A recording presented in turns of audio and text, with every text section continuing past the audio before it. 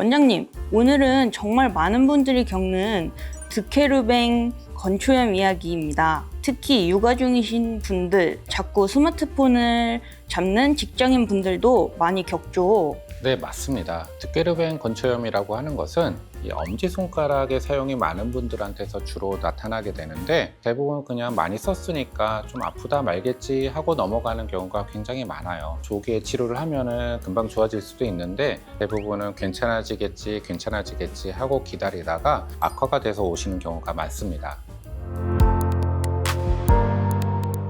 원장님, 드케르뱅이라는 단어가 어려운데 이건 정확히 어떤 부위인가요? 드케르뱅이라는 말이 조금 어려운데요. 이 드케르뱅이라고 하는 것은 프랑스 의사의 이름입니다. 이 건초염을 발견한 프랑스 의사의 이름을 따서 드케르뱅 건초염이라고 이름을 지었어요. 드케르뱅 건초염은 엄지손가락 손등 방향으로 진행하는 힘줄이 있는데, 그 힘줄에서 염증이 생기는 겁니다. 이 힘줄이 지나가는 길목에 터널이 있는데, 그 터널 내부에 염증이 생기고 터널 내부가 좁아지면서 힘줄이 압박을 받아서 통증이 나타나는 병으로, 엄지 쪽 방향의 손목, 특히 만져보면 뼈가 튀어나와 있는데 그 부위를 건드리게 되면 굉장히 강한 통증이 생기게 됩니다. 통증이 나타나는 위치는 손목에서 엄지손가락으로 가는 사이를 눌렀을 때 아플 수가 있어요. 그래서 여기를 꾹 누르면 통증이 발생이 되고, 엄지손가락을 나머지 손가락 안쪽으로 쥐고 손목을 아래쪽으로 꺾을 때 이 손목 부위에서 통증이 확 올라오게 됩니다. 그럼 이게 왜 생기는 건가요? 단순히 손목을 많이 써서일까요? 단순히 많이 써서 생긴다기보다는 엄지손가락의 힘줄을 과사용하고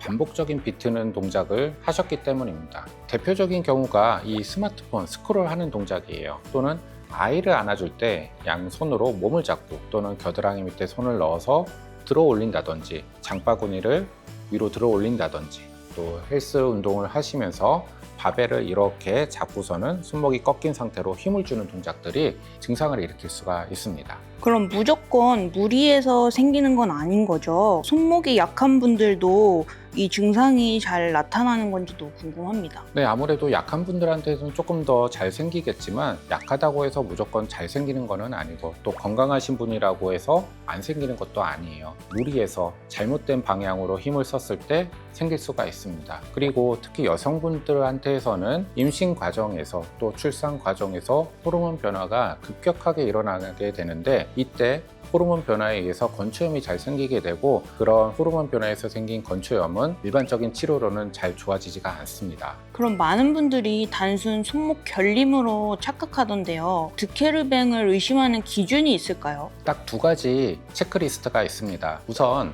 위치상으로는 손목에서 엄지손가락으로 향하는 길, 튀어나온 곳 끝 지점을 만졌을 때 굉장히 통증이 강하게 오는 것, 요거를 첫 번째로 체크를 해야 되고, 두 번째는 아까 말씀드린 것처럼 엄지손가락을 나머지 손가락으로 말아 쥐인 상태에서 새끼손가락 쪽 방향으로 손목을 꺾었을 때 손목 부위에서 통증이 일어난다. 그러면 드케르뱅 건초염을 의심할 수가 있습니다. 핀켈스타인 테스트에서 엄지를 안쪽에 넣고 손목을 꺾는 검사도 있죠. 엄지손가락을 나머지 손가락으로 말아 쥐인 상태에서 손목을 척측 방향, 새끼손가락 쪽 방향으로 꺾었을 때 엄지손가락 주변으로 통증이 굉장히 강하게 나타날 수가 있습니다. 심한 분들은 살짝만 꺾더라도 놀라서 손을 이렇게 딱 빼는 경우들도 많아요. 드케르뱅은 쉬면 낫는다고 생각하시는 분들이 많아요. 실제로도 그럴까요? 네, 쉬면은 당연히 좋아질 수는 있습니다. 그렇지만 완치는 어려워요. 증상은 개선이 되지만 다시 쓰게 되면 또 바로 재발한다는 것입니다. 휴식만으로는 부족하고, 안에 발생되어 있는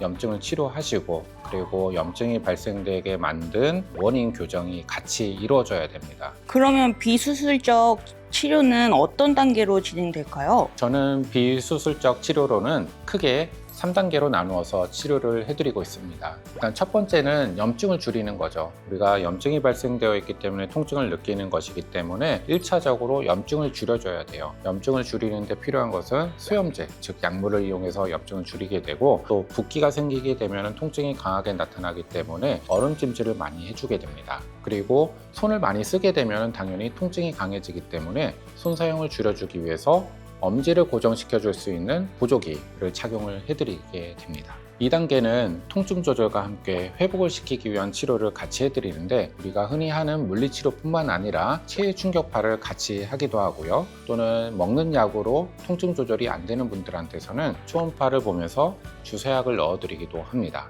그리고 마지막 3단계는 재발이 되지 않도록 치료를 해드려야 되는데, 재발이 안 되기 위해서는 1차적으로 엄지손가락 사용을 줄이셔야 합니다. 그리고 손목 스트레칭을 많이 하셔서 힘줄이 타이트해지지 않도록 관리를 해주셔야 하고요. 이렇게 3단계를 같이 하면 대부분 초기에는 수술 없이 충분히 좋아지실 수가 있습니다. 제가 알기로는 드케르뱅은 주사 치료도 효과가 좋다고 하더라고요. 주사만으로도 이게 괜찮을까요? 네, 논문에도 나와 있고 실제로도 주사를 놓게 되면 환자분들의 만족도가 꽤 좋습니다. 초음파를 보면서 염증이 발생된 건초에 정확하게 주사를 주입을 하게 되면 회복 속도가 굉장히 빠르고 하루 이틀 사이에 통증이 줄어드는 경우도 굉장히 많습니다. 그렇지만 주사의 단점은 힘줄을 약하게 할 수가 있기 때문에 한두 번 내에서 조심스럽게 사용하는 것을 권장을 해드리고, 그 이상 주사를 써야 되는 상황 같으면 가급적이면 수술적인 치료를 권해드리고 있습니다. 그러면 주사 치료는 무조건 좀 진행을 해야 되는 걸까요? 아닙니다. 주사는 반드시 꼭 치료할 필요는 없어요. 1차적으로 소염제를 드시고 통증이 사라졌다면 주사를 할 필요는 없습니다. 그런데 대부분은 소염제 약을 드시고서도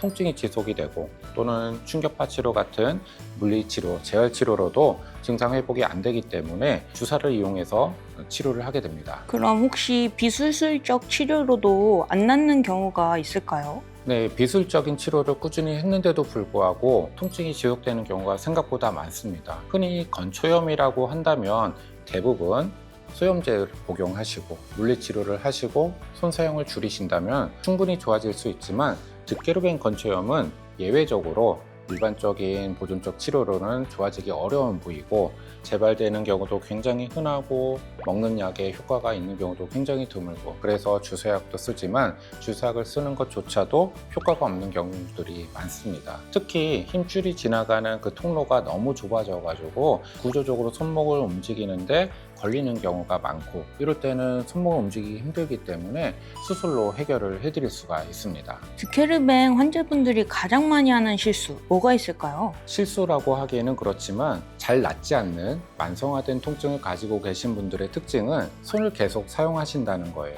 본인이 아프면 좀 줄이시고 손 사용을 안 하고 하면 되는데, 내 의지와는 상관없이 계속 손을 사용하는 그런 환경에 노출이 되어서 증상이 좋아지지 않고 악화되는 경우가 굉장히 많습니다. 드케르뱅은 초기 대응만 제대로 해도 금방 좋아지는 질환이군요. 네, 맞습니다. 초기에는 어떤 질환이든지 제대로 치료를 받으시면 충분히 좋아지실 수 있어요. 그렇기 때문에 특히 육아를 하시는 분들이라든지 스마트폰 사용을 많이 하시는 분들이 엄지손가락 쪽으로 통증이 나타났다 그러면 가볍게 넘기지 마시고 꼭 병원에 오셔서 확인을 해보시는 것이 좋습니다. 오늘은 드케르뱅 건초염에 대해서 간단하게 설명을 드렸는데요. 드케르뱅 건초염으로 고생하고 계시는 직장인 분들이라든지 육아를 하시는 분들한테서 이 영상이 도움이 됐으면 좋겠습니다. 여러분들의 건강한 두 팔과 두 발을 되찾는 그날까지 건강로드 두 팔로가 여러분의 길잡이가 되어드리도록 하겠습니다. 감사합니다.